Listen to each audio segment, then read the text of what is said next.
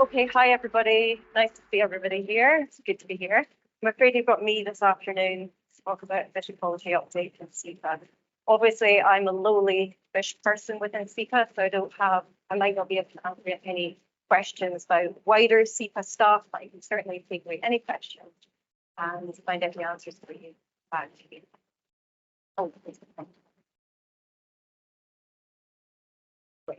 Okay, so just a bit of a team update. Got the usual suspects who you probably know most of on the screen here. These people here make up the Fish Ecology team. So we've got on the top, we've got Kirsty Bertland. We've got Sean down bottom left. We've got myself and Andy Gowans, top right. That's the only picture I can find. I was brave for the screen there. And we are glad to have Mary Nicholson down the bottom there. She's able to help us. She's a colleague in our freshwater ecology. So we were really excited to welcome Marella top of our team back in October, I think. And that brought us up to 6, but very soon afterwards, Ant Watkins left us to join the View League. So there's a picture of Ant. I just thought I'd sneak that one in because he only left us in October. Hope you're not too annoyed, Ant, but Sean showed us one last year, so I thought, okay, this is Ant's usual. So just sneak that one in there. But we're soon to be hiring to bring us again up to 6 people in the team. So there's a very small number of us covering the whole slot. Sorry, Ant, that's up there for a bit longer than I planned. So first off, just a bit of an update on classification. SEPA published the updated classification back in December, and so it's the first significant update in classification since 2019. Overall, portion of our water environment assessed to be in good status or higher has increased slightly to 67.1% since the last classification. This equates to an overall improvement of about 27 water bodies, bearing in mind that there are some additional improvements which don't always translate into an improvement in the overall conditions. For example, fish access might be improved on a water body, but due to other pressures on the system and on that water body, the overall classification might not be upgraded. Those other pressures might still cause a downgrading even though fish passage. We've got, if you want to look in at more detail on the classification results, we've got the web address up there. I was going to show you the top right, the map there. It's really difficult to see on the screen, so you're probably better to zoom around the map on the internet yourselves to have a look at the results. Move on to the next slide. So just looking at some of the main headlines from classification. I'm not going to go into the results. I don't know all the results offhand and won't go into too much detail, but just a few of the headlines to talk about this afternoon. Overall, there were 52 improvements to good status for better, and there were 25 deteriorations to less than good. So a little summary of these changes. Water quality first off, there were 15 improvements to good and 16 deteriorations to below good. This is obviously a net decrease of 1, but we think this might be due to focusing monitoring efforts on those parts of the water environment that are considered most at risk, so some improved monitoring. So we're going to be doing some more monitoring in these areas to try and determine if these changes are going to be there for the long term or if they're just short-term changes. In water resources, there have been 20 improvements to good or above and 8 deteriorations to below good. There have been 3 increases to high status, and that's been due to completion of mitigation measures and the cessation of extraction. Basically, we've got a better understanding of groundwater and surface flow connectivity and assessments, and these have led to 17 further improvements, but 8 deteriorations. With fish access, this is always a hot topic, and we're all interested in this one. There've been 51 improvements to good or better, but 28 deteriorations to below good. Since 2020, barriers to fish migration have been eased or removed from 31 water bodies. Our understanding of barriers and barriers on the river systems have improved 20 water bodies, so brought them up in status because we've carried out surveys, for example, to establish new limits to migration, such as waterfalls or burns that peter out and they're not productive anymore after a certain point. So we've got more information there. So those water bodies are now reported to be at good or better status. With more information now to deem that 28 water bodies are affected by existing barriers. So those are causing downgrades. So invariably, when we go out or we get more information from somebody, we add these barriers to the system, and that can sometimes result in downgrades. So looking at physical condition, there's been a net increase of 3 to good status or higher following the completion of restoration projects. And invasive species. Unfortunately, there's been a net decrease of 2 water bodies here. And we've got more information on specifically where crayfish fish could either relating to this commemorative signal crayfish or to the. So we've got further information on the location of these crayfish populations. So we've just, the information here has been improved, but there's been a net decrease there. And just a little flag here, I think I'll mention it again, but if we don't know about fish barrier, a fish barrier, it won't form part of the classification. So we're always happy to hear about new barriers that we don't have in our system. You can check any barriers that you know on the SE web, if they're on there, and that's the web address at the bottom of the page. So that moves us easily onto fish barriers.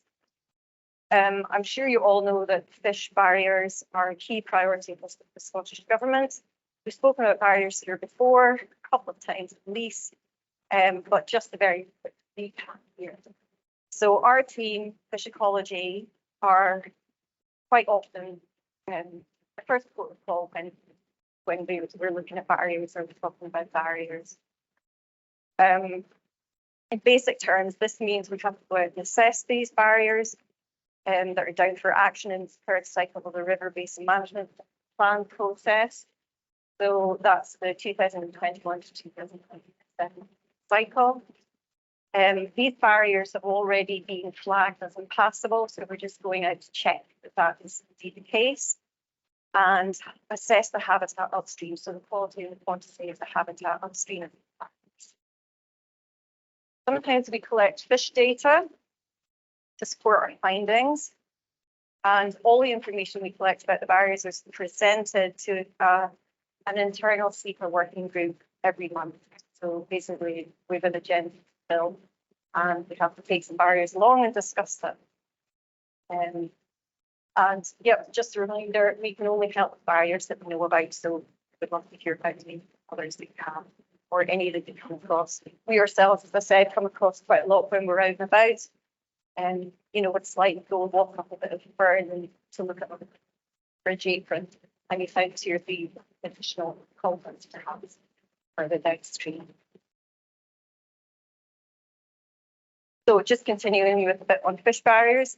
In the first 2 years of this work, our team have scoped 153 barriers across Scotland.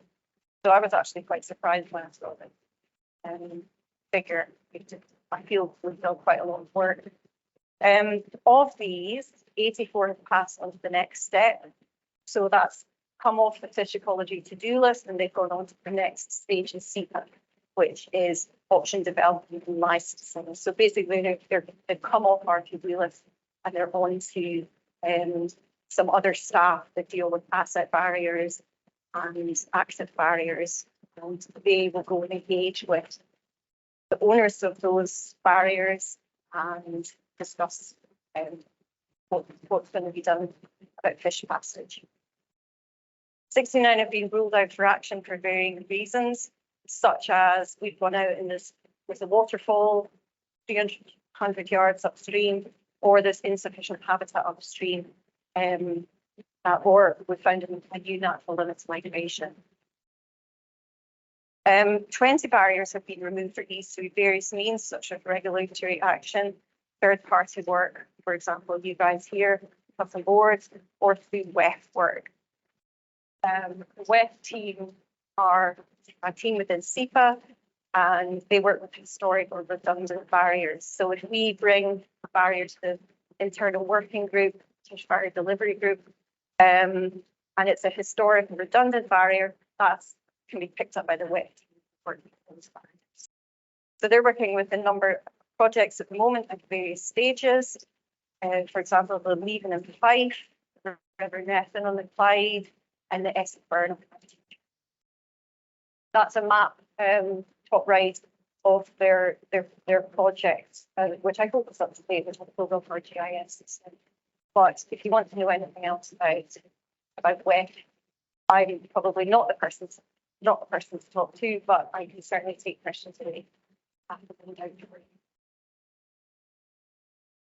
So this has been mentioned a few times before already today, so I'm not going to go into any detail, but as some of you will probably already be aware and working with this is a new sea lice risk framework that sits on the wider regulation that was introduced back in 2019. This new framework will be applied when determining applications for new farms or farms that want to expand and have more fish in them on the West Coast and the Western Isles. Shirley from our team's been the main person to be involved in this up till now, but the remainder of our team are probably going to get more involved this coming survey season with freshwater monitoring. The main focus this year is probably going to be some electrofishing with mainly on the catchments close to where there are high numbers of cages, and we have good hydrodynamic models so that the risks of infected lice larvae can be assessed. The areas that we're likely to be looking at or focusing on are catchments around Loch Aver, Loch Fyne, and the East Coast of Skye. So SEPA's been working closely with the Marine Directorate throughout, and we'll continue working with partners and other agencies and bodies to try and develop and refine the monitoring plan for the future.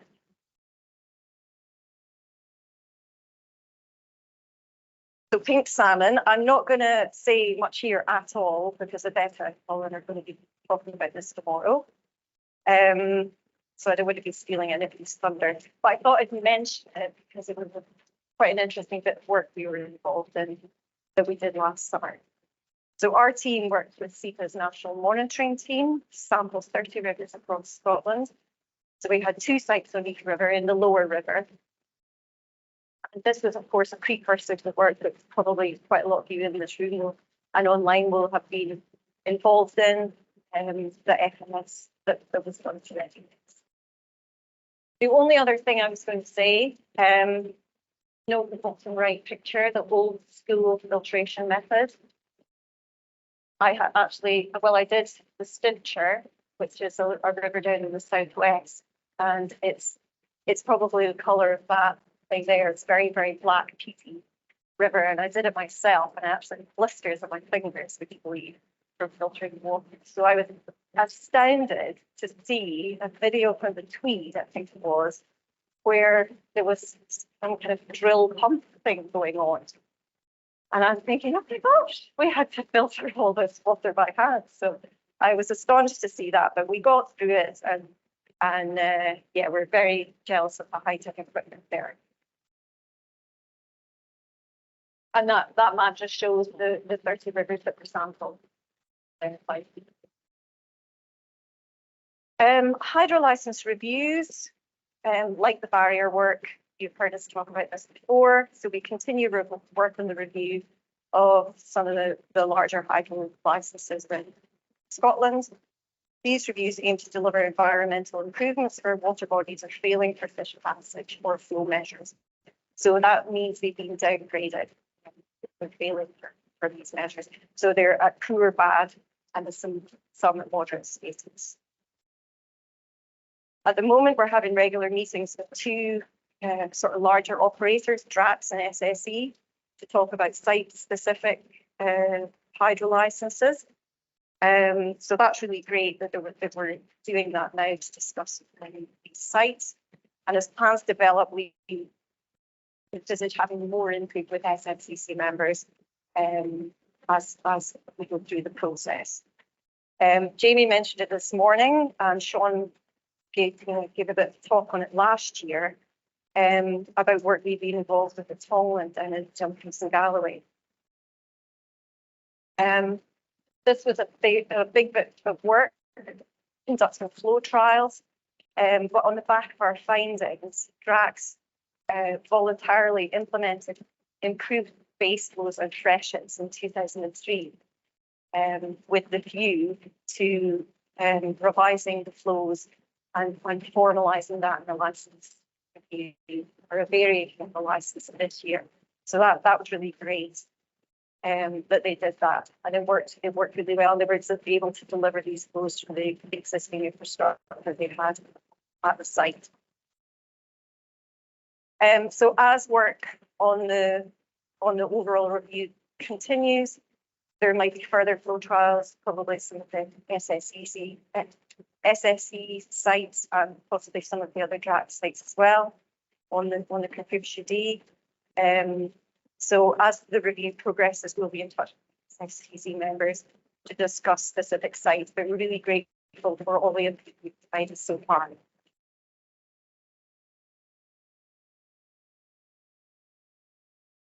Okay, so just to touch on other work, this is, at the risk of sounding like a broken record, we've been really busy this year, as has everybody else, and these are some of the things that we've been doing. Electrofishing,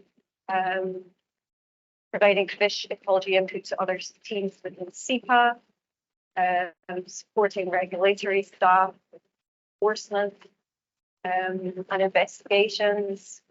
We work a lot with the SEPA permitting team, so when people apply for car licenses, we are able to provide fish input or fisheries input, I suppose, knowledge and information to this process. So we work a lot with permitting.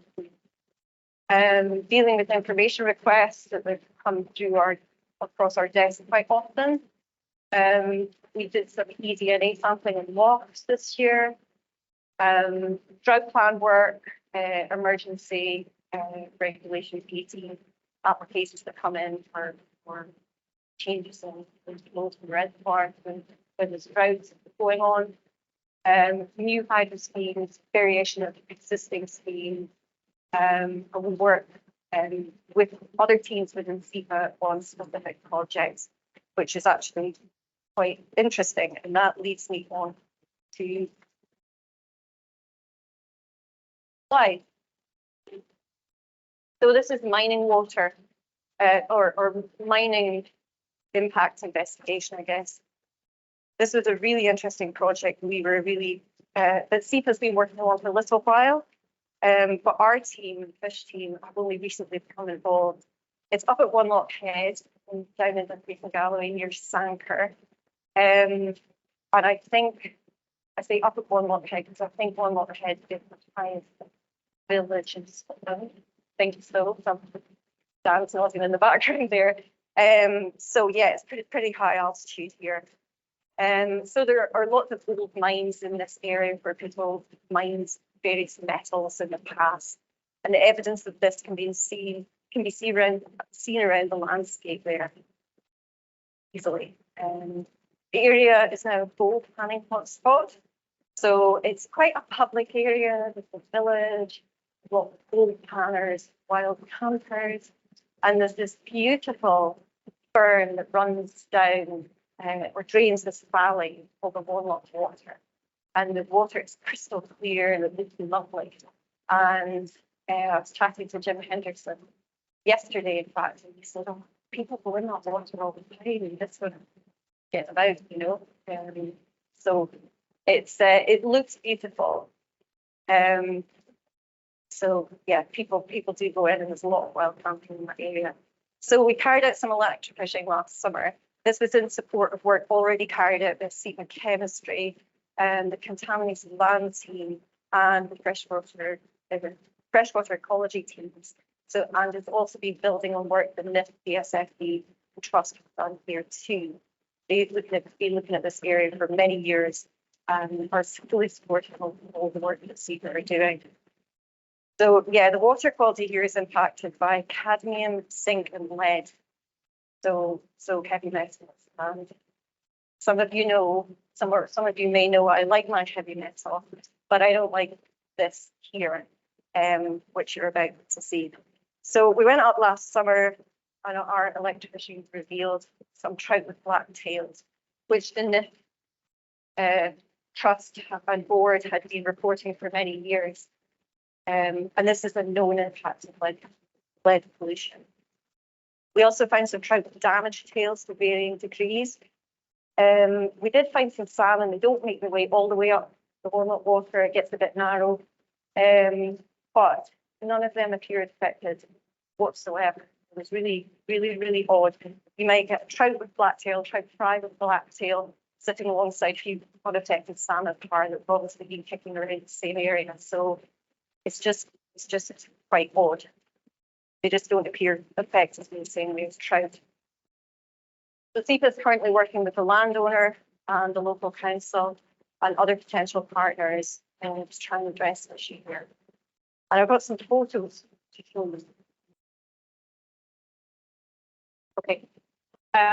So can you see this picture okay? The top one, the trout with the black tail looking down into the white bucket, and the bottom one there is a couple of trout fry with black tail. We found quite a lot of fish like this, actually. That's a surprise. And then here we've got, excuse the granny hand picture, but some trout had quite, they appear to be rotting from the tail forwards.